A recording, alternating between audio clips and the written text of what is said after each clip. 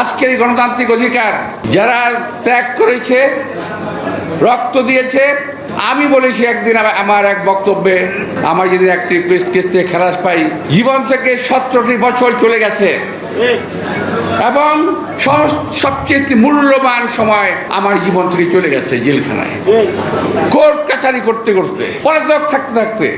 এখন বাংলাদেশের এবং আমাদের দলের অভ্যন্তরে লুক্কায়িত থাকা কিছু কালপ্রিট, কিছু ক্রিমিনালের কারণে আমার যে দল বদনাম হবে, এটা আমরা কখনো হতে দেব না।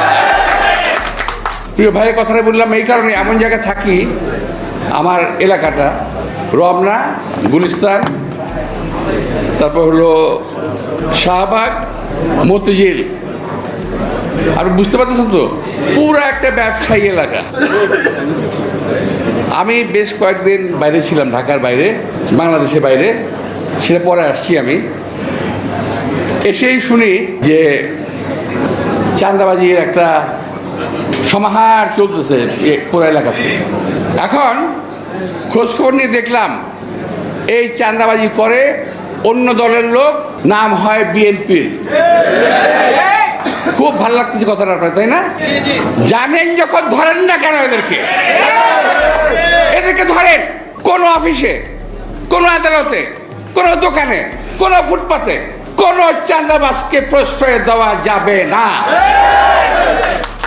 আমি আজকে সদস্য সংগ্রহ অভিযানের কথা এই কারণে বললাম যে বহু লোক আসতেছে এখন দলের মধ্যে হালুয়া রুটির ভাগ নেওয়ার জন্যে, বহু লোক আসতেছে দলের মধ্যে এখন সুবিধা নেওয়ার জন্যে, বহু লোক প্রশ্রয় পাচ্ছে। বিএনপি মনে রাখবেন, বিএনপির অনেক সমর্থক সারা বাংলাদেশে, বিএনপির ভোটার অনেক বেশি সারা বাংলাদেশে, অনেক মানুষ অনেক দলের চাইতে।